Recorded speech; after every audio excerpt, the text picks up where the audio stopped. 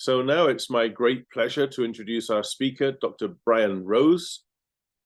Brian is the James B. Pritchard Professor of Archaeology in the Department of Classical Studies here at Penn, and the Peter C. Ferry Curator-in-Charge of the Mediterranean section of the museum. Brian has excavated extensively, particularly in Turkey, at the sites of Aphrodisias, Troy, and Gordion. And in addition to excavating, Brian publishes assiduously and prolifically with an incredible range of excavation reports to his name, including several of the final reports on Troy, which are either authored or edited by him. Among his many publications, his book, The Archaeology of Greek and Roman Troy, provides an extensive introduction to all that is known about the site in those periods. Brian was also the curator of a major exhibit of archaeological materials from Turkey, the Golden Age of Midas, which ran from February to November 2016 to great acclaim and success. And his outreach activities, no outrage here, and service to the profession are similarly extensive, ranging from the kinds of presentation we're about to hear from him tonight, to the education of US servicemen about ancient Near Eastern archaeology and history and the importance of cultural heritage preservation and awareness. He was the president of the Archaeological Institute of America from 2007 to 2011, was awarded the gold medal for distinguished archaeological achievement by the same organization in 2015, and was named Montgomery Fellow at Dartmouth in 2021. As if this were not enough, just over a month ago, we received word that UNESCO, the United Nations Educational, Scientific and Cultural Organization, had designated Gordion a World Heritage Site. This is a designation that's a wonderful acknowledgement of the site's major significance, as well as the incredible work Penn researchers and their Turkish partners have accomplished over more than 7 decades. It's also another testament to Brian's tireless work on behalf of the project. So I know we're all looking forward to hearing from him about excavating the royal city of Midas. Please join me now in welcoming Dr. Brian Rose. Brian. Thank you, Steve, and my thanks to all of you for coming tonight, coming virtually, of course.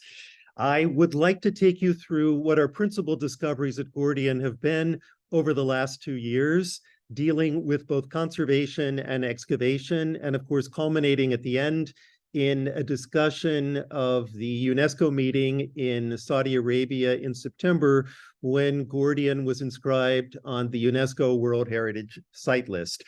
As many of you know, Gordion is located about 100 kilometers southwest of Ankara, the Turkish capital, and has been excavated by the Penn Museum, or under the auspices of the Penn Museum, for the last 73 years. And you're seeing a map of the extent of Phrygian control on the left, stretching from the Sea of Marmara, south of Istanbul, all the way conceivably to the Euphrates River in the east, and then a drone view of the Mound of Gordion on the right, where the majority of our work is conducted.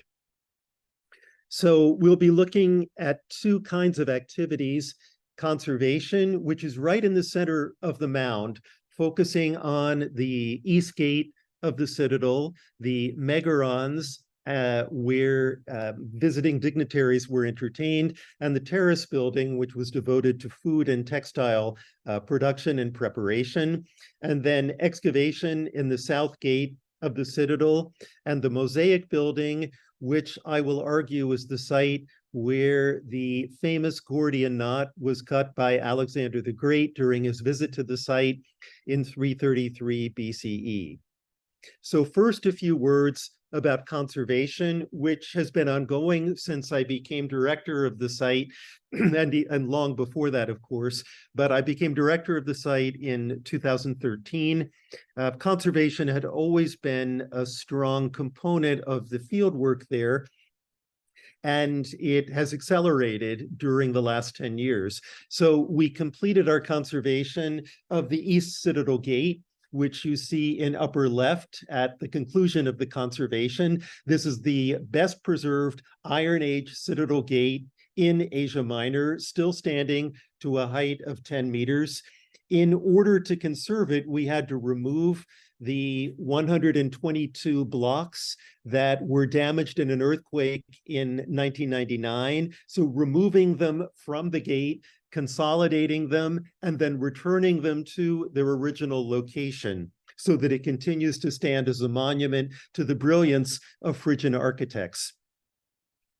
We have also begun work on the megarons, the large mansions of Gordian, where visiting dignitaries would have been entertained in the 9th, 8th, and 7th centuries. The largest of these megarons has been reconstructed by Sam Holtzman, now a professor of Greek architecture at Princeton. So you see it in upper right, and the dimensions of the megaron, nearly 20 meters long, 15 meters wide, and over 12 meters in height, are roughly analogous to the measurements of the Upper Egyptian Gallery in the Penn Museum, which is closed at the moment because, of course, we're reinstalling the Egyptian collection. But the next time you enter it and look around, think about one of the Phrygian megarons, and you'll get a sense of the space that would have surrounded the ambassadors from Assyria or Lydia or Greece when they came to the site. Those megarons were elaborately decorated with textiles, and we've conserved many of the fragments that were excavated from the destruction level of those megarons, dating to about 800 BCE. You see a reconstruction, again by Sam Holtzman, of what the megarons decorating the walls would have looked like, and you also see what the textiles looked like above the reconstruction when we excavate them in the destruction level. And these elaborate geometric designs that you see in the textile are similar to the equally elaborate geometric designs that decorated the mosaics of the site, as well as the furniture and the ceramics. Probably played at the banquets in honor of the visiting dignitaries would have been tortoiseshell lyres. We have excavated probably, I would say, 5 of them. Some of them are very fragmentary, but you see a reconstruction of the tortoiseshell lyre in the center of the slide, and then one of our conservators working on one of the tortoiseshell lyres at the right. So imagine yourself as a visiting dignitary, let's say from Assyria. You come to a megaron, you're at a banquet, you're admiring the earliest polychromatic pebble mosaics that had ever been produced in the 9th century. You're looking at the equally elaborate geometric textiles that hang from the walls, and you're listening to Phrygian musicians play the tortoiseshell lyre and sing about the heroic exploits of the Phrygian kings, which may well have included reference to the role of the Phrygian kings in the Trojan War. In front of the megarons was an elaborate stone pavement. We've recently uncovered that. You see it on the left, and that has been badly damaged by the fire of 800 BCE, as you see on the right. So this is going to take quite some time to re-stabilize the stones of the pavement laid in the 9th century BCE, so that we can hopefully leave it uncovered. It's incredibly impressive, and was built to last and would have lasted had it not been for this fire of 800 BCE. The walls of the megarons are more difficult with which to deal in terms of conservation. You're seeing again Megaron 3 in the slides. If you look at the slide on the right and follow my arrow, you see what's happened to the walls. Because of this fire of 800 BCE, they've decomposed into small pieces, really just chips of stone. It's a mass of chips.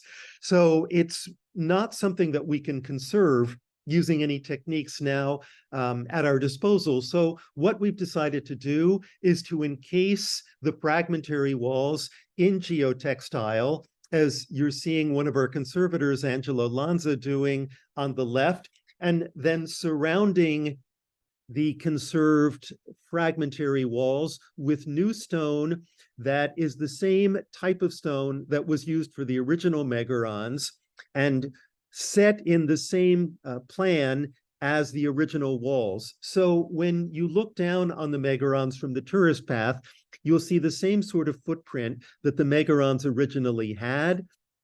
It will be given far more definition than the megarons currently have, and the original stone walls will be completely protected.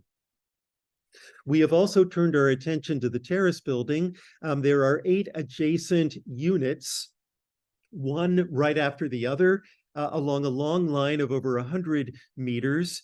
These two have been heavily damaged in the fire of 800 BC, badly cracked, as you see on upper right. We have conserved 7 of the 8 units of the terrace building. The 7th one we finished this past summer. And when we conserve them, we insert steel cables in the middle of the walls to hold the 2 sides of the walls together, because otherwise they have a tendency to splay. So as I said, we've done 7 of these. The 8th and final unit will be done next summer, and then we'll be able to present the entire sequence to visitors on the visitors circuit. And we've done a lot of work on that visitors circuit, which now looks very good, but looked very bad before we started work on it. You see on upper right the fence that once bordered the tourist path. It was very uneven. You had to go down and up and down and up with this ugly barbed wire fence around it. So we've taken away the fence, inserted a new galvanized steel fence. All the earth from the excavation on the south side of the Citadel Mound, we have moved to the west side of the Citadel and elevated the path so that it's now one continuous level all around the excavated remains. So we use the dump from the excavation to monumentalize the tourist path so that it's a more pleasant experience for the visitors, and so that it's all level. And we're also building a ramp leading up to that tourist path. When the UNESCO evaluators came to Gordian in 2021 to look at the site and to determine whether or not to recommend it for inclusion on the UNESCO World Heritage Site List, they pointed out that we could do much more for the handicapped than we had done. And initially I thought, well, it's an archaeological site. Can we ever make it handicapped accessible? Of course you can. You can make anything handicapped accessible. And that is something that we've taken seriously and will complete at least our strategic plan for the handicapped accessible routes next summer. We have also installed security cameras on the mound with the assistance of the Museum of Anatolian Civilizations in Ankara, our primary partner, and we have installed security cameras around the Midas Mound Tumulus, the Gordian Museum, and our depot at the site. So altogether, 33 security cameras. And we've done this because looters are everywhere, not just at Gordian, not just in Turkey, not just in the Mediterranean, but really all over the world. So we have to be as careful as we can be. The looters, you know, have access to the same equipment that we do. They have GPS units to map particular features. They have remote sensing equipment, not as sophisticated as ours, but not bad either. And they have the advantage of being able to plunder the entire, during the fall, winter, and spring, because of course we're only there for 3 months during the summer. And much of their work is destructive. They're not just digging down, looking for something of value to steal and then leaving.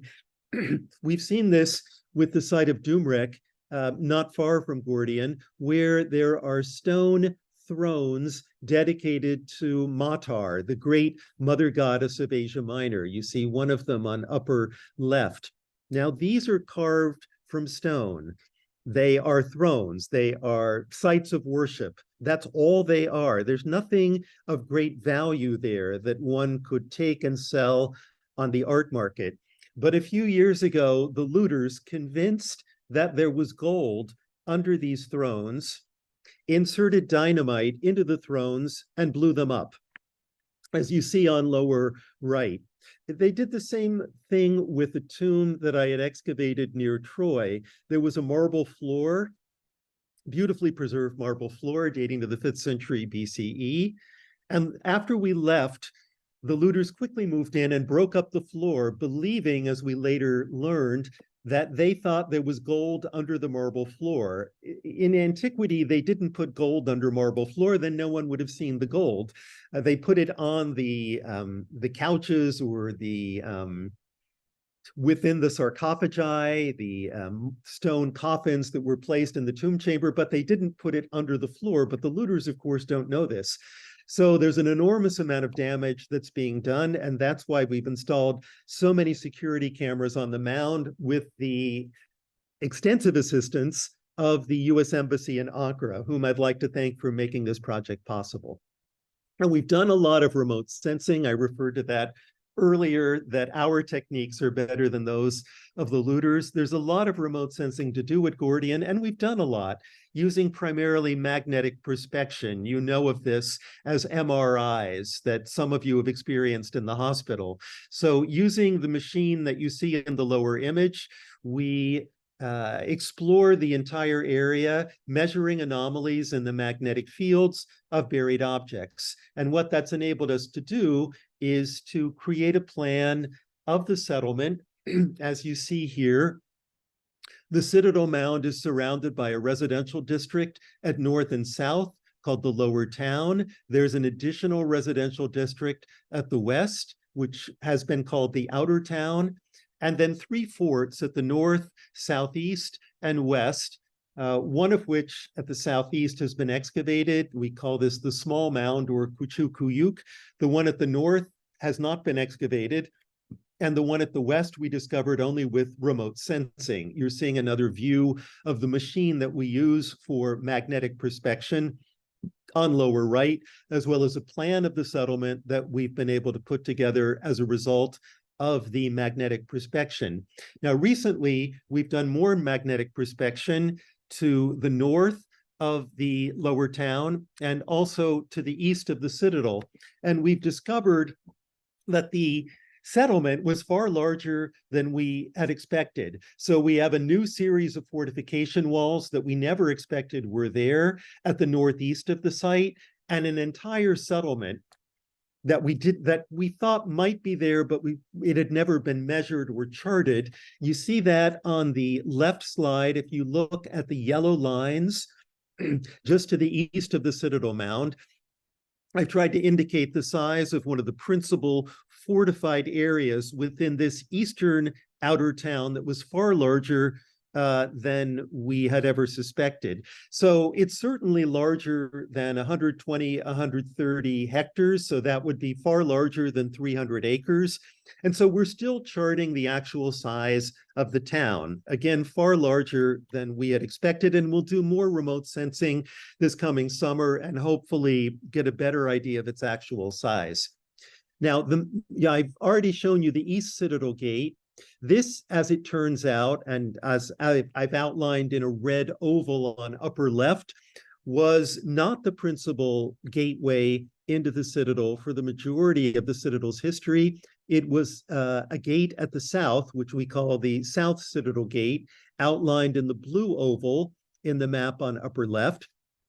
And you see it in a drone view and a color phase plan on the right side. This was the main entrance into the city during a 1200-year period from the 9th century BCE through the late Roman period, the 4th or 5th century CE. This we began to excavate in 2013. And during this past summer, we were able to complete more conservation of the approach road and the walls that flank the approach road, first built in the 9th century BCE. They had been damaged in an earthquake at some point, but we were able to collect all the stones that had fallen from the wall, consolidate them, and position them in their original location. Last summer, we excavated on the northeast side of the Citadel Gate. This turned out to be far larger than I ever expected it would be when I started excavation here in 2013. And we were fortunate in finding the gatehouse and nearly finishing our exploration of the region. Now, I know this is rather complex for you to decipher, but if you follow that arrow, you've just entered the Citadel Gate. Let me start it again. You've entered the Citadel Gate. You've turned a corner, walked along the approach road, turned a corner again, and walked toward the north. Altogether, you would cover a distance of nearly 100 meters before you approached the gatehouse of the early Phrygian South Gate. The gatehouse, which you see in detail on the right, has the same general plan as the gatehouse of the East Citadel Gate. Both of these were built in the 9th century BCE, so that's not really a surprise. But trying to find the gatehouse has been challenging for us because so much of this side of the gate, the west side of the gate, was stolen. The stones were stolen in the late 19th century by engineers building a trunk line of the Berlin-Baghdad Railroad. If you're building a railroad in the late 19th century and you need stone quickly, what better place to get it than a ruined citadel mound where there was a plentiful supply of that stone? So they took a lot of it, but there was still enough surviving for us to be able to reconstruct what the Citadel Gate looked like. Above the Citadel Gate was a large medieval cemetery dating between the 12th and 14th century. Last summer, we excavated 16 graves above the gatehouse. They had been masking the gatehouse. And the interesting thing about this cemetery is that it was both Islamic and Christian. So we excavated 9 graves that we could identify as Islamic, 4 that we could identify as Christian. 3 couldn't be attributed. They were to either religion. They were too badly damaged. But this was a fascinating development because it's extraordinarily rare to find a cemetery where you have Islamic graves and Christian graves in the same place.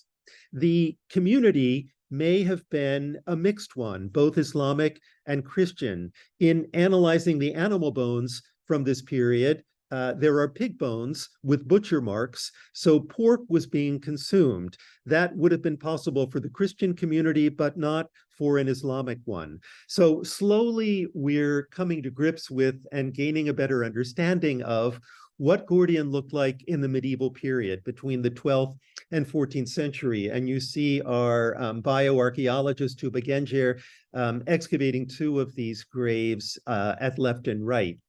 Now, we also excavated the building adjacent to the South Citadel Gate, the so-called Mosaic building, which has been excavated over a series of campaigns, beginning with Rodney Young in the 50s and 60s, Mary Voigt excavated here in the 90s, and we have excavated here now for several years, and it continues to surprise us.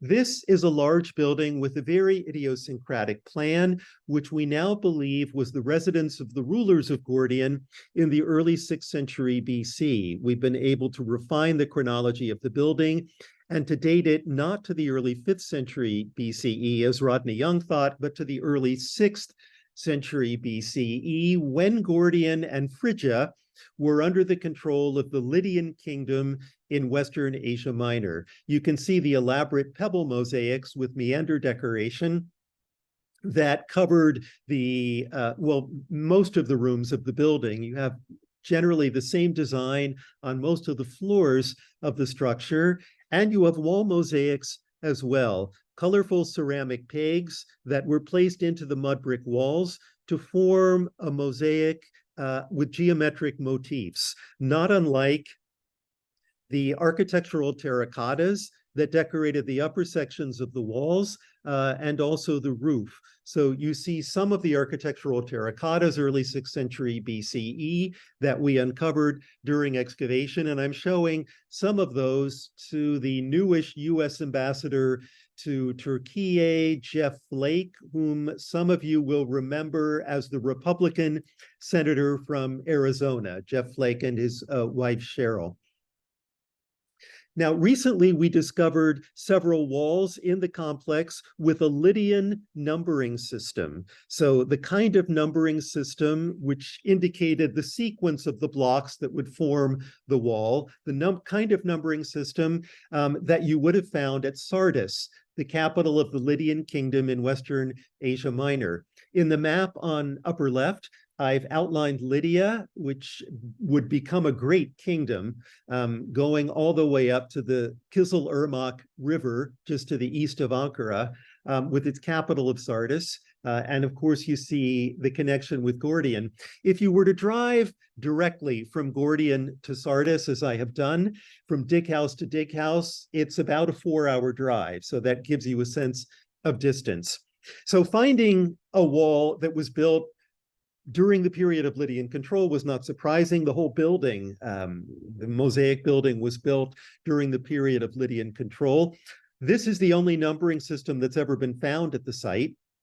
And next to it, we found a stone omphalos flanked by columns. So there was a columnar shrine with an omphalos in the center. What is an omphalos? An omphalos is essentially a belly button, a navel, which duplicates the omphalos that was used at Delphi, the sanctuary of Apollo at Delphi in central Greece, to mark it as the principal sanctuary of Apollo in Greece. You see that omphalos on upper right at Delphi, and then a vase painting from the late 5th century showing Orestes, the son of Agamemnon, clutching the omphalos at Delphi after he had gone to Delphi after having killed his mother Clytemnestra to avenge her death or her murder of their father Agamemnon.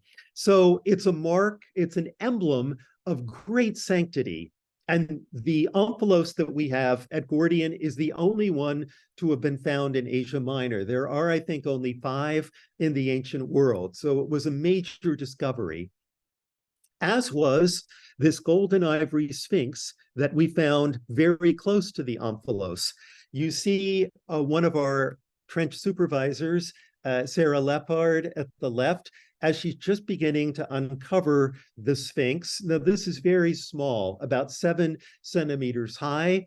As she pulled it out of the trench, you see it at the right, still encrusted with earth. And then after conservation, at left and right, it was carved on both sides. So what we would call the reverse is on the right, but the principal side, which again, this is made of ivory, had gold on the wing, on the hair, and on the tip of the tail.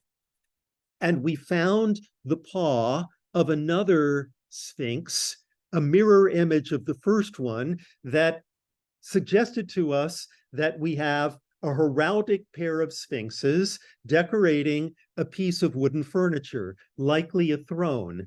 Now, we have some of these thrones that have been reconstructed. On the left, you're seeing a throne from the kingdom of Urartu, the Iron Age kingdom of Urartu in what is now northwestern Türkiye, extending over into Armenia and Azerbaijan.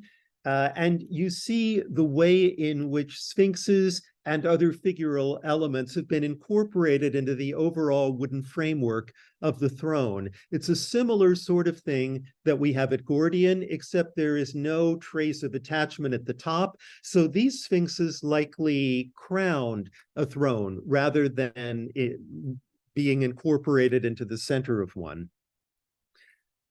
We also have in that complex a large stone base, which was clearly intended for the exhibition of something major. So let's put all the evidence together in this mosaic building.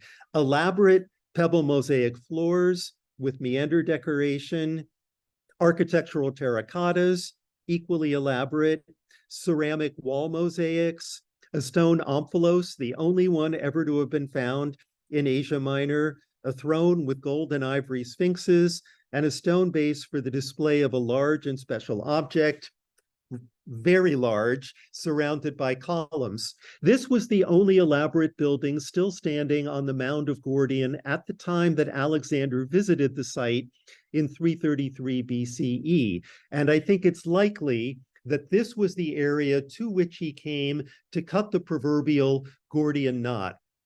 As you know, in the story, there was a prophecy that whoever could untie this intricate knot at Gordian would become master of Asia. Alexander went to the site, attempted to uncover the knot, was unsuccessful, and then sliced through it, thereby giving rise to the expression cutting the Gordian knot, finding a fast and efficient solution to a difficult problem. So where you see the workman standing in upper right, I suspect, is where Alexander himself came in 333 BCE. And you're seeing the Midas mound in the distance just for reference. We've done a lot of work in the Midas mound recently. So the interior and the exterior have been scanned so that we can now rotate it in space and turn it in any direction we choose. This, as most of you know, is the oldest standing wooden building in the world, dating to 740 BCE and still in near perfect condition. Recently, the sarcophagus that held the body of the dead king, probably Midas's father, has come to the Gordian depots. You see that at the left.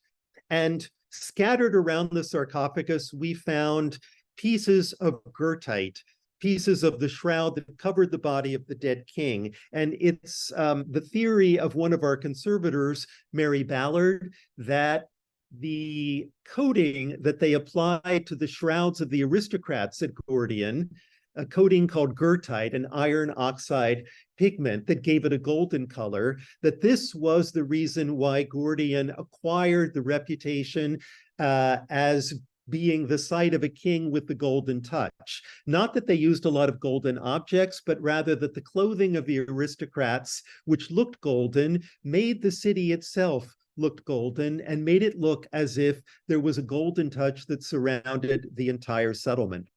We recently experimented with the making of goethite vestments. You see one of our conservators, Cricket Harbeck, and one of our archaeologists, Braden Cordovari, making goethite colored garments again. It's really not very difficult. And it was something that Gordian did that the other sites with which it competed did not do. So it would have been something idiosyncratic at the site of Gordian.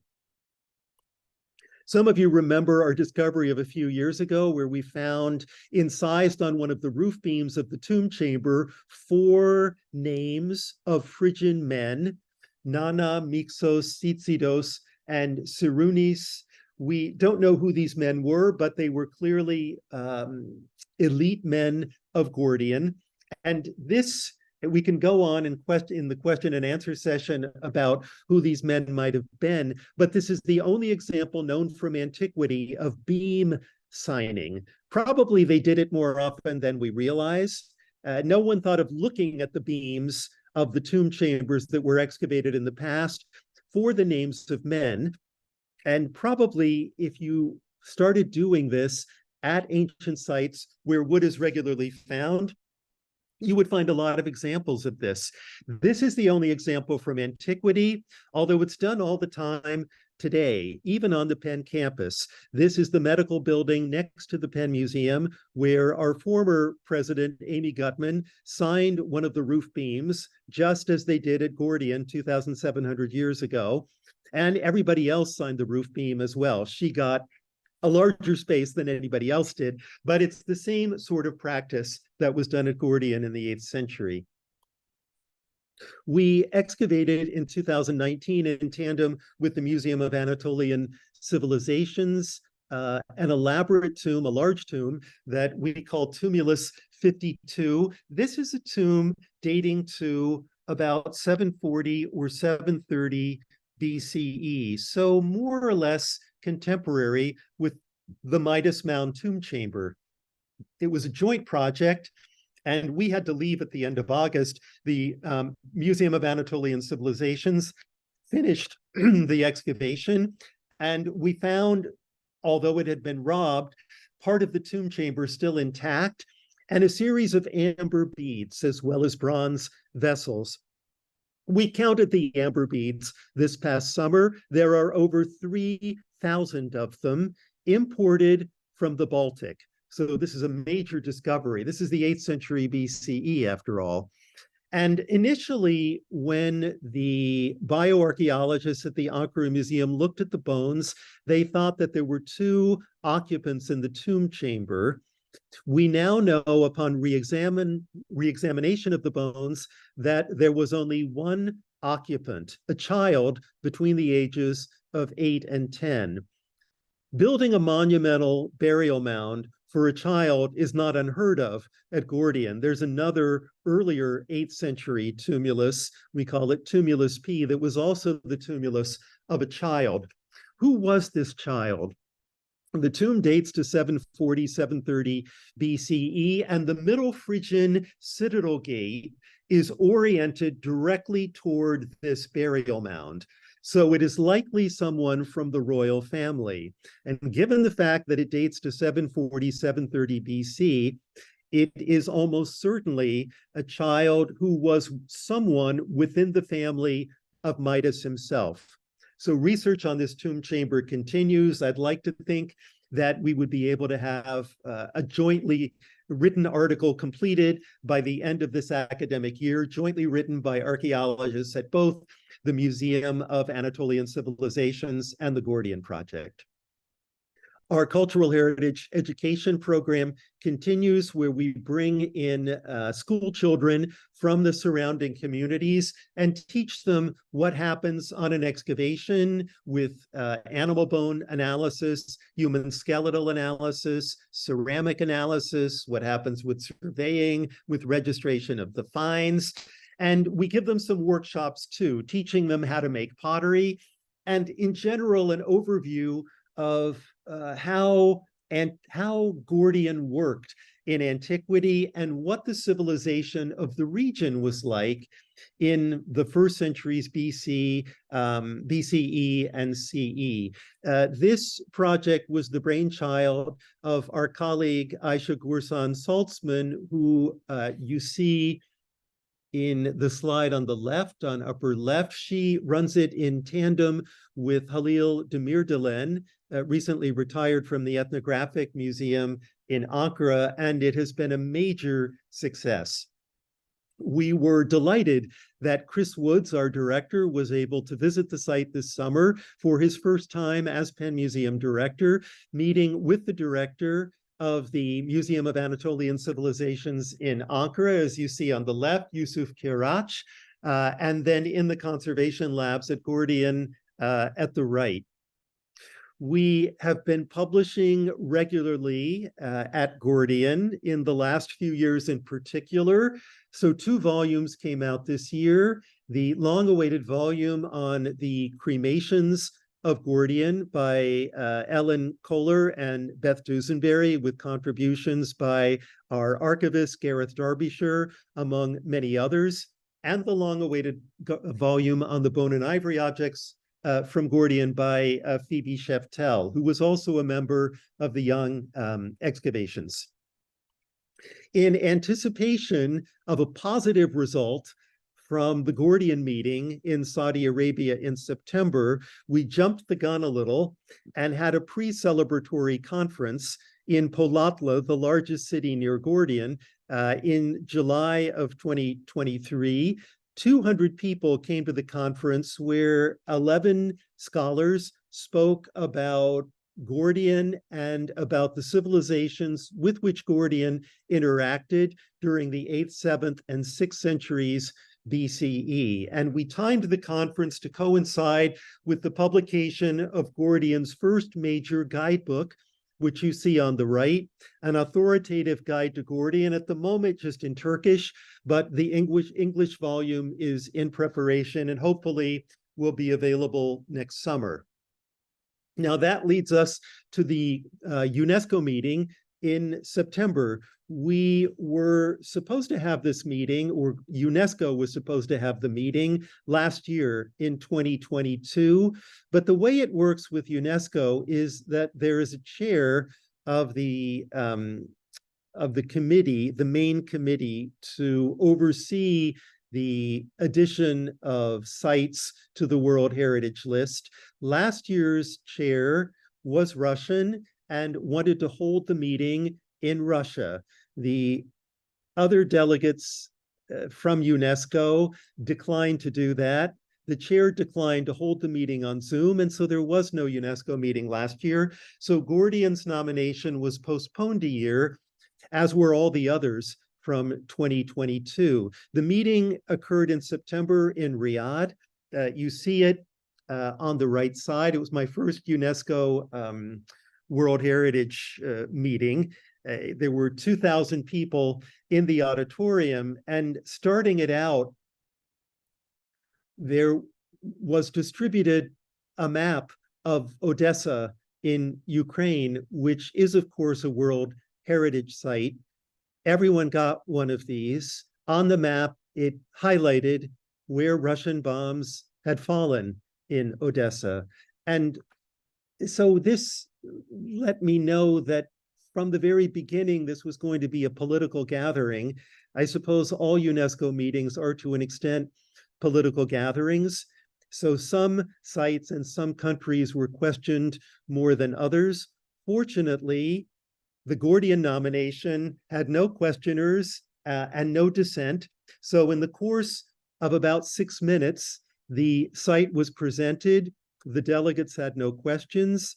And the chair of the committee, who of course was Saudi Arabian, pronounced Gordian the newest site to be added to the World Heritage Site List. And we were fortunate in that there were 15 representatives from Turkey who came to the meeting. You see them on the right. We all lined up for photographs. They sponsored a reception. I gave a lecture on the important achievements that Penn had made at Gordian in collaboration with the Turkish Ministry of Culture, the Museum of Anatolian Civilization, and the municipality of Polatlı. No one team is responsible for the success of a site. It is a collaboration of different parties. Nothing that we do would have been possible without the support and continuous advice of the Ministry of Culture of Türkiye, as well as the Anatolian Civilization Museum in Ankara, and especially the Polatlı municipality, which funded the publication of the guidebook. As a result of the UNESCO declaration, money suddenly appeared for a revamping of the Gordian Museum. So it received a facelift over the course of the last 2 months with new panels. We rewrote all the panels. My colleague and the Gordian archivist, Gareth Derbyshire, took the lead in this enterprise. And what we did was to use gold print on purple text panels, which is exactly what we had done for the Golden Age of King Midas exhibit at the Penn Museum in 2016. So as you can see, it's been a momentous year for us, really a momentous 2-year period for us, with some major discoveries culminating in our inscription on the World Heritage Site List, the first active Penn Museum project to be added to the UNESCO World Heritage Site List. So I'll conclude by asking all of you to consider a visit to Gordian when I can show you these discoveries in person. And as always, thank you for your support of the Penn Museum. Without you, these kinds of discoveries and the kind of work that we do would simply be impossible. So thank you for that, and thank you for listening to me this evening.